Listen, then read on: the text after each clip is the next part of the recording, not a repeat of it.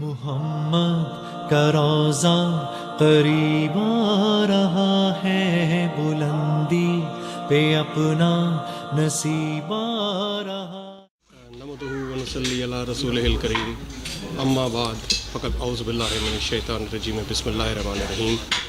Tea break with doctor انعام حسین، اور آج میرے مہمان ہیں آپ کے جانے پہچانے شخصیت اور بارسلونا کی ایک معتبر دینی شخصیت جناب فاروق سانگو صاحب۔ بہت شکریہ، ویلکم۔ سانگو صاحب کے بارے میں پہلے تو میں نے آپ کو بتایا تھا، ایک بار پھر ان کا تعارف میں دے دیتا ہوں۔ یہ شعبہ تدریس سے وابستہ رہے ہیں پاکستان میں، اور پڑھانے کے حساب سے ان کا ایک گراں قدر تجربہ ہے۔ یہاں پر یہ سماجی خدمت بھی کر رہے ہیں، جاب بھی کرتے ہیں، اور اس میں سے جو وقت بچ جاتا ہے پھر اس میں سے ترویج القرآن اور اردو کی ترویج بھی کرتے ہیں۔ تو ان کی جو خدمات ہیں سماجی لحاظ سے وہ بھی گراں قدر ہیں، اس لیے ہم ان کی بہت رسپیکٹ کرتے ہیں، اور آج کے ہمارے مہمان ہیں۔ بہت شکریہ۔ تو ناظرین، آج کا جو ہمارا ٹاپک ہے وہ ٹاپک ہے سیرت النبی کے حساب سے جو رشتے ہوتے ہیں۔ یہ بڑا ہاٹ ٹاپک ہے آج کل، اور اپ کمنگ موضوع بھی ہے اسپین کے حساب سے۔ تو جو رشتے ہیں وہ کس طرح ہونے چاہیے، اور دوسرا جو ہے وہ یہ ہے کہ جو ہم غیرت کے نام پہ قتل، یہ آج کا ہمارا موضوع ہے۔ تو سانگو صاحب، میں آپ کو دعوت کلام آپ کو دیتا ہوں۔ پہلے تو آپ یہ فرمائیے کہ جس کو ہم غیرت کہتے ہیں وہ کیا چیز ہے جس سے ہمیں غصہ آ جاتا ہے؟ جی، اعوذ باللہ من الشیطان الرجیم، بسم اللہ الرحمن الرحیم۔ سب سے پہلے سیرت النبی صلی اللہ علیہ وسلم پر قرآن کی بہت بڑی ایک آیت ہے، لقد کان لکم فی رسول اللہ اسوۃ حسنہ۔ رسول اللہ صلی اللہ علیہ وسلم تمہارے لیے بہترین نمونہ ہے۔ تا قیامت قرآن کی یہ آیت ثابت کرتی ہے کہ وہ آپ کے لیے ایک نمونہ ہے۔ اگر آپ کے ان کی سیرت پر عمل کریں گے تو آپ کو یہ پرابلمس نہیں آئیں گی۔ سرکار صلی اللہ علیہ وسلم نے اپنی ذات گرامی میں، اپنے قول و فعل میں، اپنے عمل میں سارا کر کے اپنی سیرت کے بارے میں بتایا اور اس پہ عمل کیا۔ پھر قرآن مجید میں ایک اور جگہ فرمایا کہ آپ کہہ دیجئے یہ میرا رستہ ہے اور میں اللہ کی طرف بلاتا ہوں۔ قرآن میں بہت سی ایسی آیات ہیں جو نبی پاک صلی اللہ علیہ وسلم کی سیرت کے مطابق آئی ہیں۔ اگر ہم نبی پاک صلی اللہ علیہ وسلم کی سیرت کو اپناتے ہیں تو یہ جتنے معاملات ہمارے ہیں ان میں وہ سارے ختم ہو جاتے ہیں۔ ایک اور آیت میں ہے، جس نے رسول اللہ صلی اللہ علیہ وسلم کی اطاعت کی اس نے گویا اللہ کی اطاعت کی، اور اللہ کی اطاعت رسول اللہ صلی اللہ علیہ وسلم کی اطاعت ہے۔ آپ پر رحم کیا جائے گا۔ یہ قرآن کی آیاتیں میں نے آپ کو سنائیں۔ اب آ جاتے ہیں کہ غیرت کس کو کہتے ہیں۔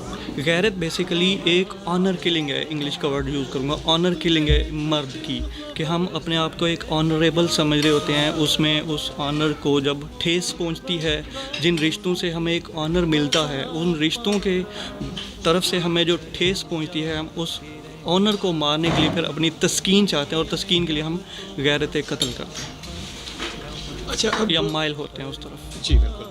ایک تو ہو گیا جس کو ہم کہتے ہیں کہ انگلش میں جس کو ہم آنر کلنگ کہتے ہیں، اس میں ٹسٹسٹرون کا بڑا تعلق ہوتا ہے، خصوصاً ایسے موقع کے اوپر جب اگر میری زمین ہے اس پہ آپ نے قبضہ کر لیا ہے تو میرا ٹسٹسٹرون لیول میرا ہائی ہو جائے گا، اور میں اس کے اندر آ کے تیش میں آ کے نے کیسے میری زمین پہ قبضہ کر لیا تو میں قتل کر دوں گا۔ ایسا ہی ہے۔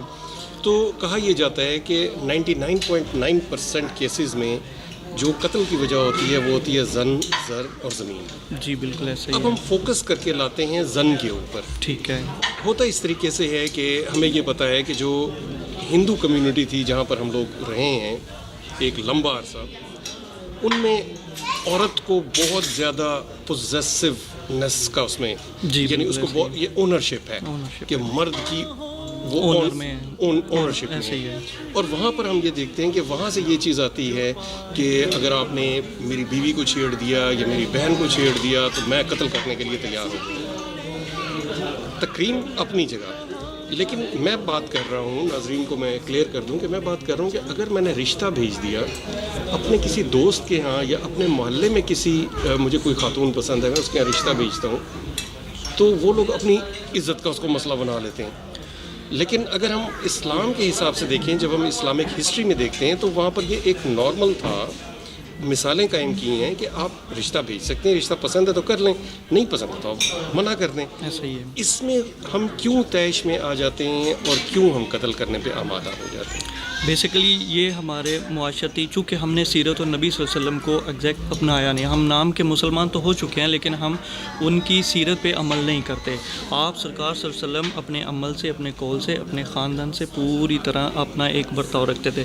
یہاں پہ میں ایک چیز بیان کرتا ہوں کہ ہم نے تقاضوں کو 4 حصوں میں تقسیم کرنا ہوتا ہے. کچھ ضرورت کے وقت تقاضے ہوتے ہیں, کچھ حاجت کے تقاضے ہوتے ہیں, کچھ منافعات کے تقاضے ہوتے ہیں اور کچھ زینت کے تقاضے ہوتے ہیں. اگر ہم ان تقاضوں کو پورا کرتے رہیں گے تو ہم ان معاملات سے بچتے رہیں گے.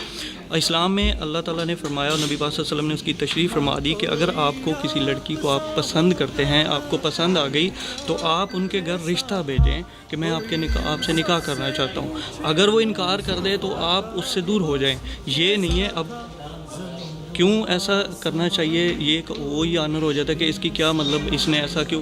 وہ تعلیم کی کمی ہے, وہ ہمارے معاشرے میں ہماری اسلامک تعلیم کی کمی ہے. ہمارا معاشرہ ابھی تک اسی سوسائٹی میں رہ رہا ہے جو ہم اپنے وہ ہندوانہ رسم و رواج, آپ نے دیکھے ہوں گے بہت سے ایسے رسم و رواج ابھی بھی موجود ہیں جو ہندوستانی رسم و رواج ہیں جن کو ہم نہیں چھوڑ پائے.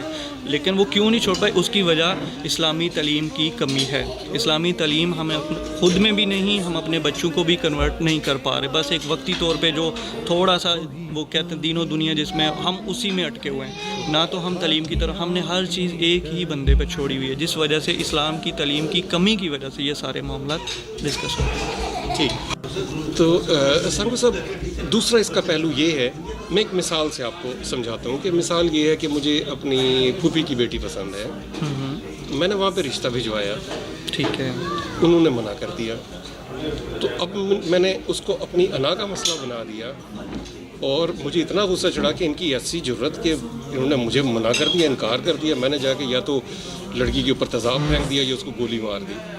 تو اس کے بارے میں فرمائیے, اس کے بارے میں کیا ہونا چاہیے, کس طرح ہونا چاہیے کہ اگر انکار ہو جائے تو کیا کرنا چاہیے؟ دیکھیے اس میں یہ ہے کہ سب سے پہلی یہ ضرورت کے تقاضے میں آتا ہے. آپ نبی پاک صلی اللہ علیہ وسلم جب ضرورت کے تقاضے پہ, آپ کا عفو و درگزر کا جو سب سے بڑا پریکٹیکل وہ فتح مکہ ہے, وہ بھی انا پہ آپ کو اسی جو آپ کو سب سے پسندیدہ آپ کا شہر تھا فتح مکہ, آپ کو وہاں سے نکالا گیا.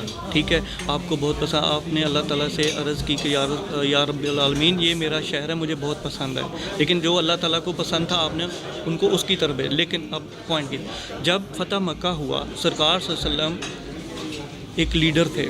ٹھیک ہے, اس وقت ضرورت کیا تھی کہ وہ جو چاہتے وہ کر سکتے تھے, لیکن آپ نے عفو درگزر کا پریکٹیکل کیا, سب کو معاف کر دیا. بیسیکلی ہم میں وہ عفو درگزر, ہم میں وہ برداشت, ہم میں وہ تحمل, ہم کسی چیز سے نہ سننے کے عادی نہیں رہے.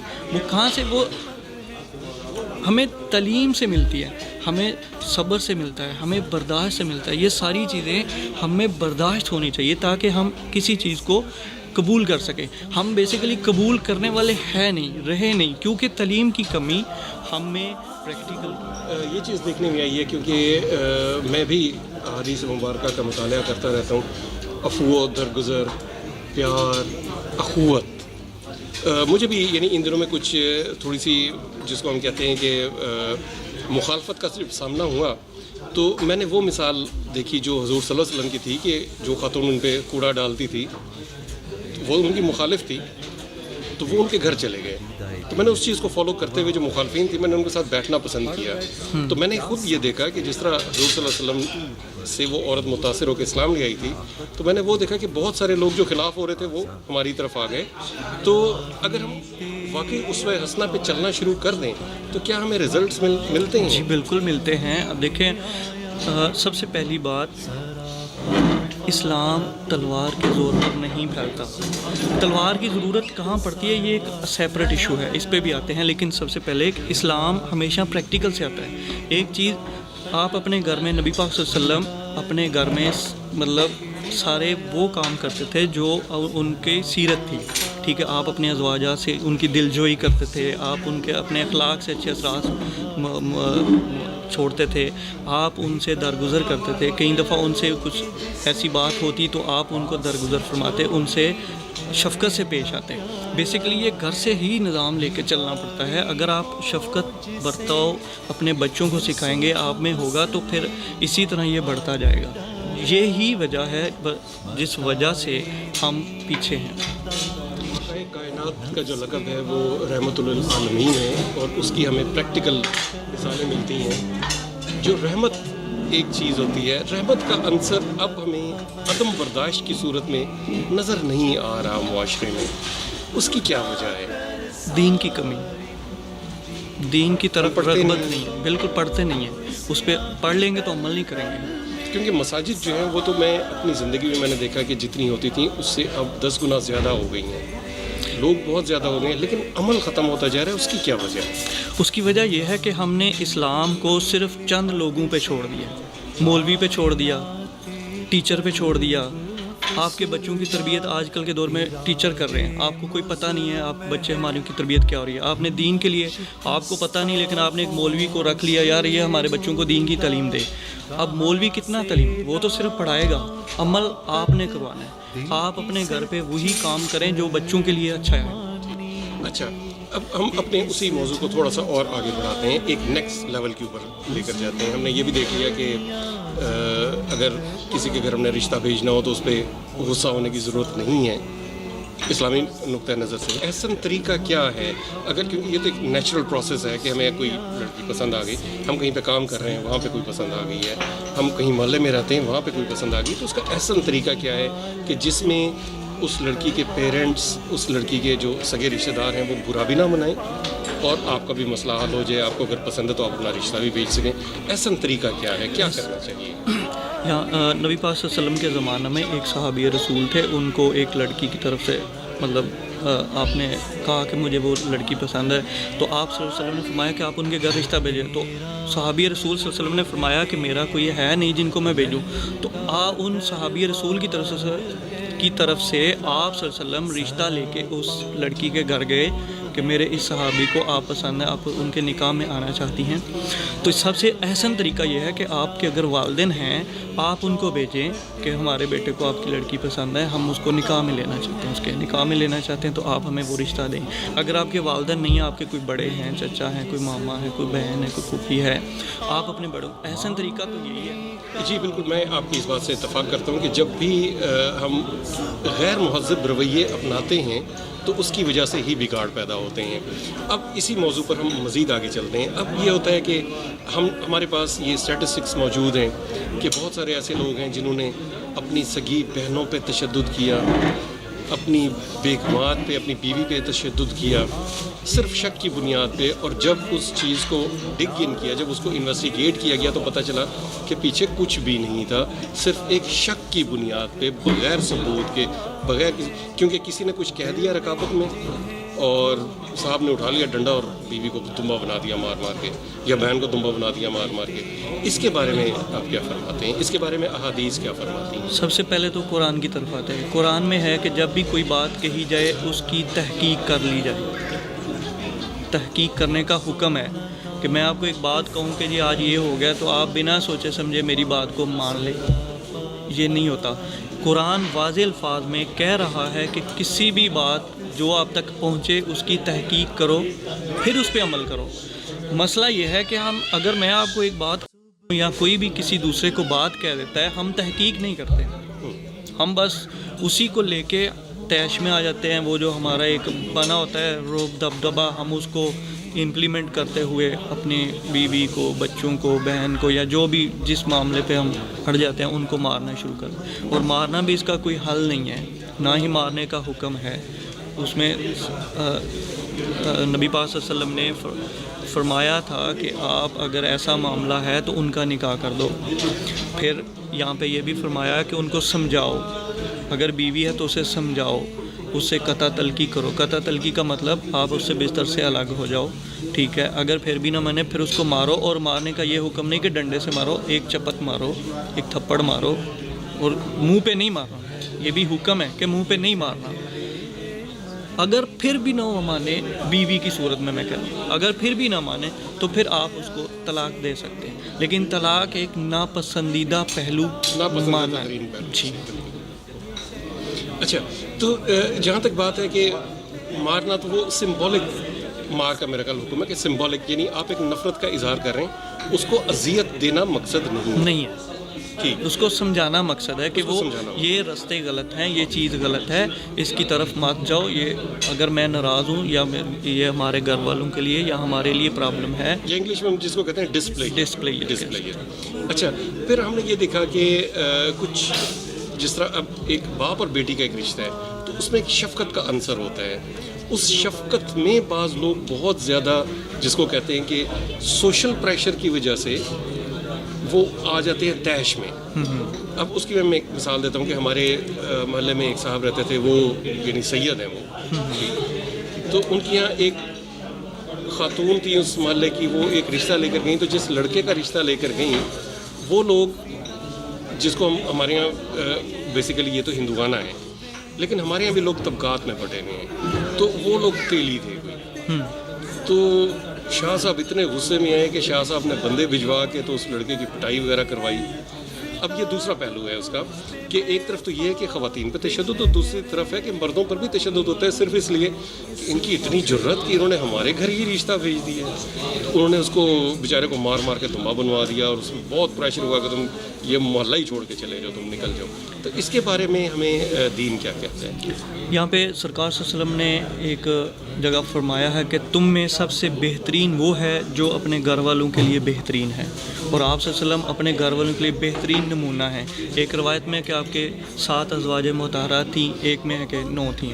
آپ ان کے ساتھ دل جوئی کا معاملات کرتے تھے، آپ اپنے کردار سے ان پر اچھے اثرات چھوڑتے تھے، آپ عفو و درگزر فرماتے تھے. ٹھیک ہے، یہاں پہ اب دوسری بات جو آپ نے کی سید والی بات، یہاں پہ بھی دو چیزیں ہیں. پہلی بات کہ کچھ علماء اکرام تو کہتے ہیں کہ سید زادی کا نکاح دوسرے لڑکے سے نہیں ہو سکتا، ٹھیک ہے، لیکن زیادہ تر علماء کہتے ہیں ہو سکتا ہے، لیکن اس میں بھی تھوڑا سا کچھ شکے ہیں کہ وہ لڑکا جس سے آپ نے کرنا ہے وہ تعلیم یافتہ ہے، یعنی دین کی تعلیم ہے، اس میں بیٹھ بٹھاؤ ہے، وہ اس میں سارے وہ جو اس قابل ہے کہ اس کا نکاح سیدزادی کے ساتھ کیا جائے. لیکن یہاں پہ ابھی مطلب وہ ہے، کچھ ایگری ہیں کچھ نہیں ایگری ہیں کہ ایسا ہونا چاہیے. لیکن اگر کوئی بندہ کسی کے گھر رشتہ بھیجتا ہے تو ایک احسن طریقے سے انکار کر دے کہ جی ہمیں پسند نہیں ہے، ہم آپ کے بیٹے سے شادی نہیں کر سکتے، تو یہ ایک احسن طریقہ ہے، بجائے کہ مارنے کا کہ جو آپ نے کیوں بھجوایا. اب ذات پات تو یہ ہندوانہ ہے، آپ کو پتہ ہے، ہم اسی معاشرے سے نکل کے الحمدللہ کہ اللہ تعالیٰ کی یہ ہم پر ایک رحمت ہے، ایک کرم ہے کہ ہم اسلام میں کنورٹ ہو گئے. لیکن ابھی بھی ہمارے وہ معاشرے میں ایک پہلو ان کی رسم و رواج کا ہے. ہم ابھی بھی اونچ نیچ کا خیال رکھتے ہیں کہ ایک بندہ غریب ہے تو وہ نیچا ہے، میں امیر ہوں تو میں اونچا ہوں، یا میرا خاندان اعلیٰ ہے وہ اس کا خاندان نیچا ہے. تو یہ معاملات ابھی بھی ہیں، ان کو دور کرنے کی ضرورت ہے، اور یہ تب ہی دور ہوگا جب ہم نبی پاک صلی اللہ علیہ وسلم کی سیرت پر عمل کریں. جی بالکل. تو اب مزید آگے بڑھتے ہیں اور دیکھتے ہیں کہ وہ نوجوان بچے اور بچیاں جو اسکولوں اور کالجز میں جا رہے ہوتے ہیں، تو بعض لوگ تو اب پاکستان میں کافی جو اپنے آپ کو لبرل کہتے ہیں، ان کے یہاں مخلوط تعلیم کا رواج ہے، لیکن بعض لوگوں میں ابھی مخلوط تعلیم کا رواج نہیں ہے.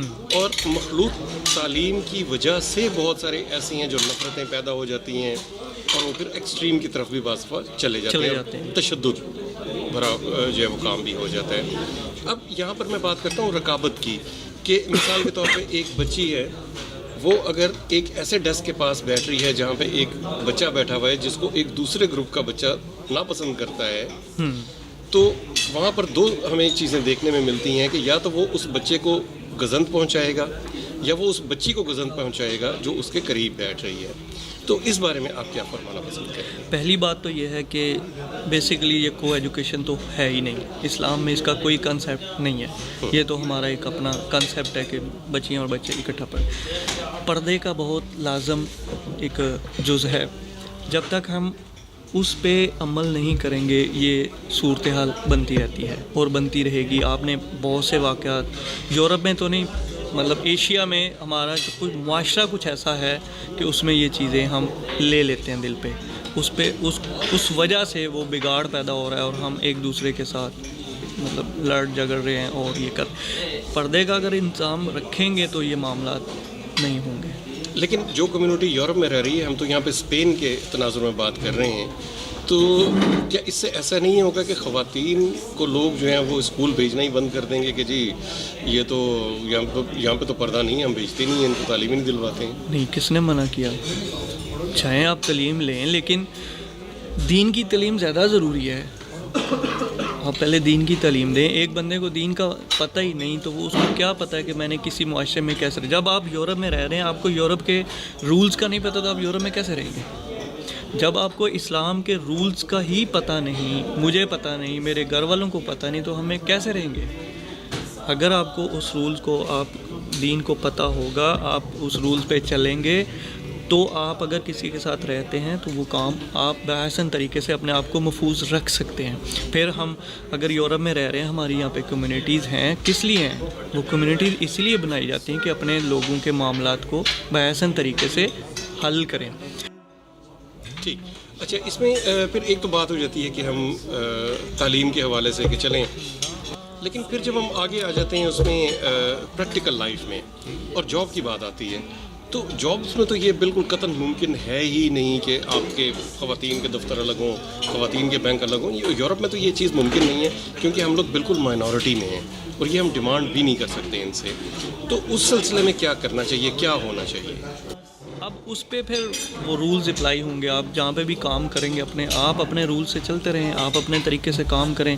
جب آپ سیدھے جاتے ہیں تو آپ کو کوئی نہیں کہہ سکتا. یورپ میں تو کوئی نہیں کہہ سکتا. یورپ کا رول ہے، یہ میں مطلب کہہ سکتا ہوں کہ یورپ نے حضرت عمر فاروق رضی اللہ تعالیٰ عنہ کا قانون نافذ کیا ہوا ہے. 3 بجے بھی ایک لڑکی جا رہی تو اب کسی کی ضرورت نہیں ہے اس کو مطلب چھیڑ دے، اس کو تنگ کرے، کیونکہ ان کا قانون بہت سخت. لیکن ان لوگوں میں تو اسلام کی تربیت ہی نہیں ہے. لیکن انہوں نے فالو اسلامک رولز کو کیا.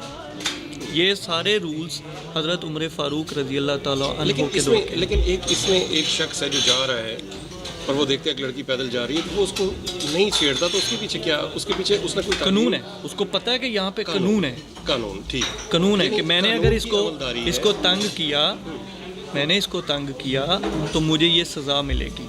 اگر قانون نہیں ہے جو مرضی کر لیں، پتہ ہے ڈر ہی نہیں ہے نا، سزا کا ڈر نہیں ہے. تو اس میں آپ یہ نہیں سمجھتے کہ اس میں تربیت کا بھی کچھ حصہ ہے؟ جی، تربیت دیکھو نا، قول و فعل دونوں چیزیں، تربیت بھی اور عمل بھی، دونوں چیزیں. تربیت لے کے عمل نہیں کریں گے تو فائدہ کوئی نہیں ہوگا. تو اس کا مطلب ہے کہ ان کے اسکولوں کے اندر یہ تربیت دی جاتی ہے ایک بچے کو کہ اخلاقیات کیا جی بالکل دی جاتی ہے. آپ نے کہاں پہ رہنا ہے، کس طرح رہنا ہے، کیسے بات کرنی ہے، معاشرے میں کس طرح رہنا ہے، اپنے کولیگز کے ساتھ کس طرح رہنا ہے، اپنے گھر والوں کے ساتھ کس طرح رہنا ہے، اپنے بڑوں کے ساتھ کس طرح. یہ ایک پورا ایک سسٹم بناتے ہیں.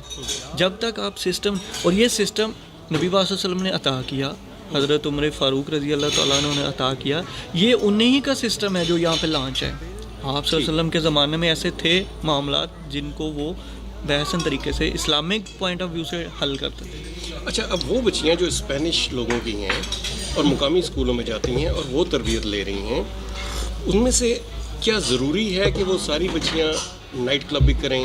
کیا ضروری ہے کہ وہ ساری بچیاں بوائے فرینڈ رکھیں اور آوارہ ہو جائیں؟ نہیں، اسپانش کا تو کچھ نہیں، یہ تو ان کا تو معاملہ ہی کچھ الگ ہے نا. ان پہ تو وہ اپنے طور طریقے، وہ تو آزاد ہیں. ان کے معاملات میں تو آپ نہ تو وہ قانون کو دیکھتے ہیں، نہ ان کی کوئی مطلب اسلامک تعلیم کیسی ہے. انہوں نے عورت کو آزاد کر دیا، مرد کے برابر ٹھہرا دیا. ٹھیک ہے، اب وہ برابر ہے، وہ جو مرضی کرے. لیکن ان میں بھی ہمیں ایسی خواتین نہیں ملتی جو باقاعدہ، یعنی وہ جس کو ہم آوارگی سمجھتے ہیں وہ آوارگی نہیں کرتی. یعنی انہوں نے ایک مرد کیا ہوا ہے، اسی سے شادی کی، اسی سے بچے پیدا کیے، گھر رکھا ہوا ہے، جاب بھی کر رہی ہیں. اور یہ ایک بہت بڑی یہاں پر ایک تعداد ہے. جو ہمیں نظر آتے ہیں جن سے ہم لوگ کہتے ہیں کہ یہ معاشرہ بڑا خراب ہے، وہ تھوڑے ہیں. اسٹیٹسٹکس اگر دیکھیں تو وہ تھوڑے ہیں. ٹھیک. تو اس تربیت میں جہاں پر ہم نے ایکوالٹی دی ہے، کیا یہ تربیت اس تربیت سے بہتر نہیں ہے جہاں پر ہم لوگوں میں تشدد پیدا کر رہے ہیں؟ بہتر ہے، لیکن اس کی وجہ یہ ہے نا کہ جنہوں نے قانون کو امپلیمنٹ کیا ہے، سسٹم بنائے ہیں، ایک میتھڈیکلی چل رہے ہیں وہاں پہ بہتری ہے. چلیے اس کو ہم اب ٹاپک کو تھوڑا سا سمیٹتے ہیں. اس میں ہم نے کافی ساری ڈسکشن کی کہ کس طریقے سے جو ہے وہ لوگ ایکسٹریم کے اوپر جا کے کس طریقے سے قتل کر دیتے ہیں, پھر اس کے بعد رشتہ بھیجنے کا کیا طریقہ ہے, پھر جو مردوں کے اوپر تشدد ہوتا ہے وہ والی. لاسٹ میں آپ سے یہ پوچھنا چاہتا ہوں کہ اب کیونکہ ہم لوگ یہاں پر آ چکے ہیں, اس معاشرے کے اندر ہم لوگ اب جی رہے ہیں, تو یہاں پہ ہمیں کیا اقدامات کرنے چاہیے کہ ہمارے اندر سے تشدد کا پہلو ختم ہو اور ہمارے اندر کوئی برداشت پیدا ہو. یعنی میں اس سیناریو میں بات کر رہا ہوں وہی کہ اگر ایک لڑکی کو ایک لڑکا پسند آ گیا ہے تو اس کو ہم انا کا مسئلہ نہ بنائیں بلکہ اس کو بیٹھ کے سالو کریں. تو اس میں یہ برداشت کیسے پیدا ہوگی؟ یہ تو برداشت پھر وہی بات آ گئی نا کہ برداشت تو تب پیدا ہوگی جب آپ نبی پاک صلی اللہ علیہ وسلم کے طریقہ پر چلیں گے. ٹھیک ہے, آپ ان کی سیرت کو پڑھیں. تعلیم کی بات, اصل بات تو پھر تعلیم کی کمی آ گئی نا. تعلیم و تربیت ہے ہی نہیں تو پھر کیسے آپ عفو درگزر, کیسے برداشت آئے گی, کیسے آپ کسی چیز کو اچھے طریقے سے مینیج کریں گے, کیسے آپ اس کو باحسن طریقے سے روک پائیں گے. یہ بات وہی گھما پھرا کے کہ ہم دے ہی نہیں سکے تعلیم, نہ خود لی نہ اپنے بچوں کو دی. ہم وہ کوا اور بگلے والی صورتحال میں ہیں. کوا بھی نہیں رہے, بگلا بھی نہیں بنے, درمیان میں وہ جیسے پنجابی میں ڈوڈر کہاں کہتے ہیں, ہم وہ ہیں. ہم اسلام پہ بھی چلنا چاہتے ہیں, ہم آزادی بھی چاہتے ہیں. تو یہ اسلام آزادی دیتا ہے, بہت اچھی طریقے سے دیتا ہے, لیکن اگر ہم اس پہ چلیں گے تو ہم یہ کبھی بھی ایسا نہیں ہوگا کہ ہم پیچھے ہو جائیں, ہم مار کھا جائیں, ہم میں برداشت تحمل ختم ہو جائے گا, بلکہ بہت اچھا معاشرہ بنے گا. ٹھیک, تو یہ تھے ناظرین ہمارے ساتھ سانگو صاحب. ہم نے آج ڈسکس کیا آنر کلنگ کے اوپر. ہم لوگوں نے یہ دیکھا کہ یہاں کی تربیت اور پاکستان کی تربیت میں کیا فرق ہے اور ہمیں کس طریقے سے جو ہے وہ برداشت پیدا کرنی ہوگی. اب یہاں پر سوال یہی اٹھتا ہے کہ اگر ہمارا فیوچر اس ملک میں ہے تو پھر ہمیں ان اقدار کے اوپر تھوڑا بہت عمل کرنا پڑے گا جس کی وجہ سے ہم دنیا سے بھی نہ ہٹیں اور دین سے بھی پرے نہ ہوں. دونوں چیزوں کو ہمیں پیرالل لے کر چلنا پڑے گا. اسی طرح بالکل اسی طرح ہے, جب تک ہم اپنے دین پر قائم نہیں رہیں گے ہم مار کھاتے رہیں گے, ہم دنیا بھی نہیں لیں گے. دین بھی جاتا رہے گا, دنیا بھی جاتی رہے گی. دین کہ آپ دنیا نہ لیں, دنیا جتنی آپ کو ضرورت ہے آپ لیں, حاصل کریں. آپ کو پیسوں کی ضرورت ہے آپ حاصل کریں, لیکن ایک طریقہ ہے. آپ چوری دین نے کبھی نہیں کہا کہ آپ چوری کر کے پیسے حاصل کریں. آپ کام کریں, کسب محنت مزدوری کریں. جو محنت کرتا ہے وہ اللہ تعالیٰ کا دوست ہے. کھلی دین نے تو کھلا اختیار دیا آپ کو, لیکن اگر آپ ہی اس میں شارٹ کٹ ڈھونڈیں گے تو پھر وہ دین تو نہ ہوا, وہ جی بالکل, تو پھر بگاڑ پیدا ہوگا. ناظرین کوئی بھی آپ کا سوال ہو, کوئی بھی کوشچن ہو, ہم آپ کے لیے حاضر ہیں. ہمیں لکھیے, ہمیں ای میل کیجیے, ہمیں واٹس ایپ کیجیے. ڈاکٹر انعام کو اجازت دیجیے. سانگو صاحب آپ کا بہت شکریہ, آپ نے اپنا وقت دیا. Thank you very much. پھر ملاقات ہوگی. اللہ حافظ. صاحب اسرار کرے